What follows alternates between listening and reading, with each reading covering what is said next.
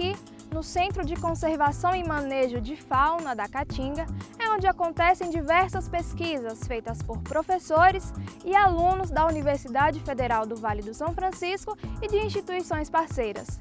Entre as atividades desenvolvidas, algumas estão ligadas ao projeto de integração do Rio São Francisco, através do levantamento, monitoramento e resgate de animais silvestres. No Ciência no Semiárido, saiba mais sobre o Semafauna e suas ações.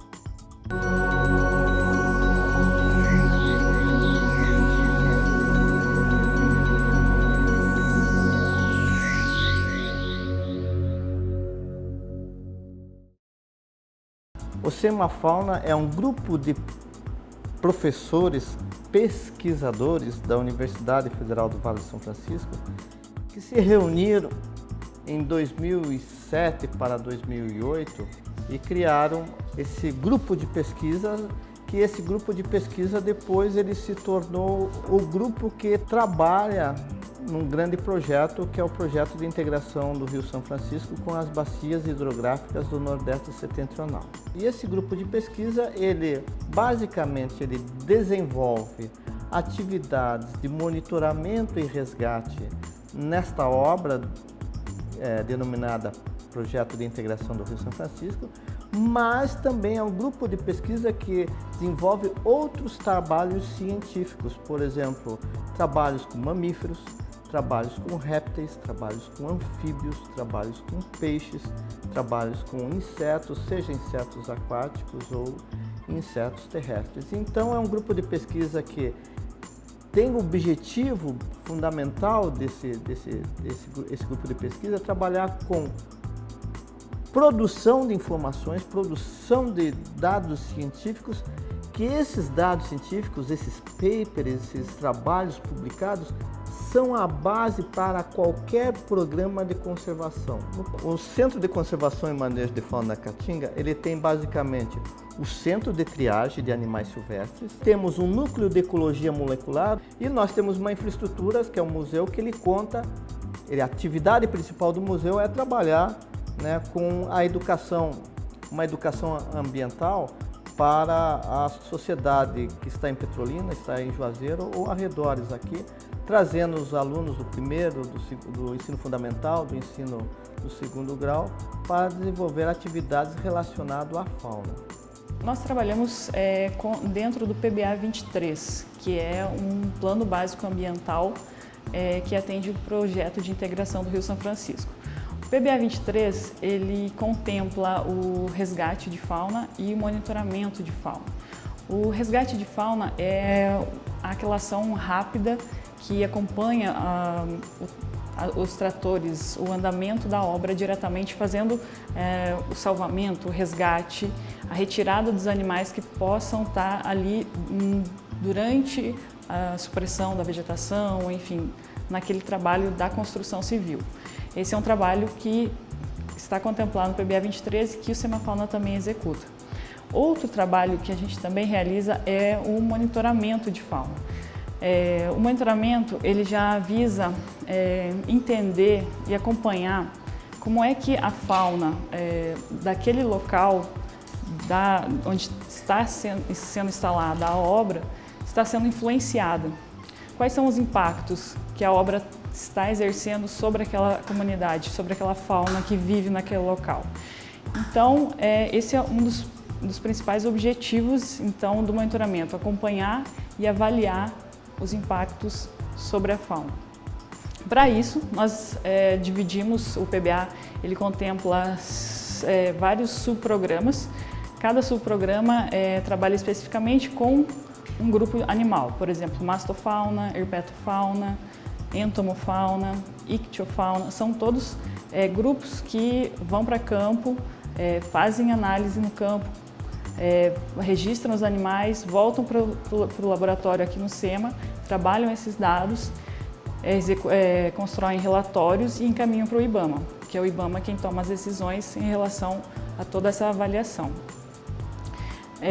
Qual que é o objetivo de tudo isso? O objetivo é a gente conseguir entender o que está acontecendo com a fauna local e propor medidas que possam mitigar qualquer impacto que venha acontecer sobre essa comunidade. Dentro das atividades do SemaFauna, nós temos aqui no Complexo dos Laboratórios, nós temos esse laboratório, que é onde funcionam as atividades relacionadas à bioquímica, né?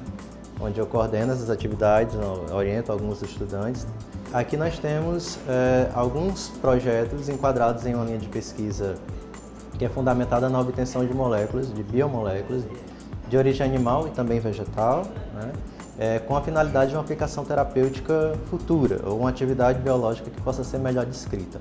O que a gente vê muito na literatura científica, quando a gente observa o espaço ocupado pela caatinga, ou o ambiente em que a caatinga se situa, é um uso muito intenso, uma descrição muito intensa de estudos relacionados a plantas, principalmente as plantas medicinais. E isso tem uma importância muito grande porque essas plantas, na maioria das vezes, elas têm um uso popular muito bem já determinado. Então, são plantas comumente usadas pela sociedade, pela comunidade, diferentes comunidades, e a partir daí vai se estudando essas plantas, essas espécies, para uma obtenção de uma molécula também, ou de interesse, de uma aplicação mais interessante. Mas além das plantas na caatinga, a caatinga ela tem uma diversidade animal também muito grande. E essa diversidade ela proporciona também que a gente obtenha tipos moleculares também interessantes do ponto de vista terapêutico, de atividade biológica, obtidos a partir desses animais. Então nós temos algumas espécies, por exemplo, que são endêmicas daqui, e a gente utiliza essa ideia para a obtenção de um estudo mais detalhado para tratar que possa ser aplicada a isso. Então, por exemplo, a gente aqui trabalha com três enfoques importantes com animais, né?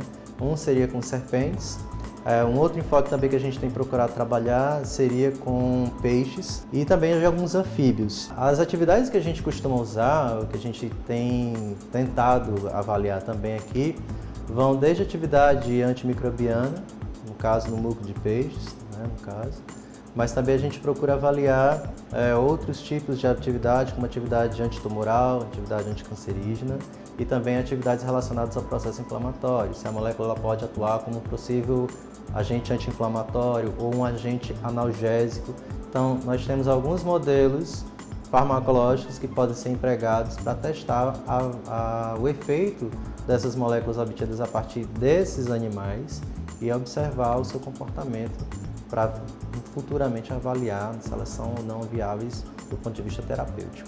O projeto que é desenvolvido aqui, ele envolve as áreas que têm fósseis, digamos assim, né,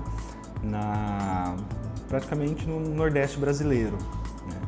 Então, mais especificamente abordando ali a região da Bacia do Araripe, que é a Chapada do Araripe, né?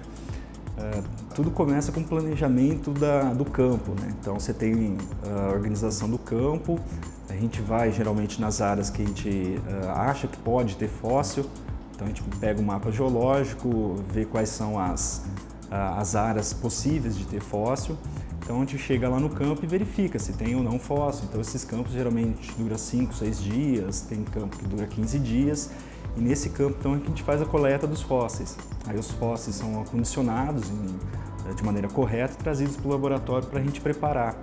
Aí nessa preparação a gente pega ponteiras afiadas tal, e vai tirando o sedimento para expor o fóssil.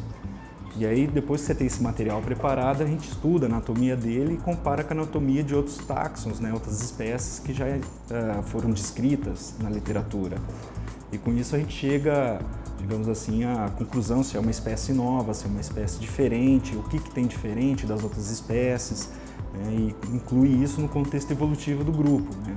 Então você tem, por exemplo, ali do Araripe, recentemente teve a publicação de uma serpente de 4 patas, né. Aqui no laboratório, a maioria dos fósseis são dessa região do Araripe, que vai ter em torno de 110 milhões de anos. Como você viu no programa de hoje, o Museu de Fauna é uma das unidades do SemaFauna e você pode visitar. Para saber como, acesse o site www.semafauna.univasf.edu.br e lá você encontra essa e outras informações. Até mais!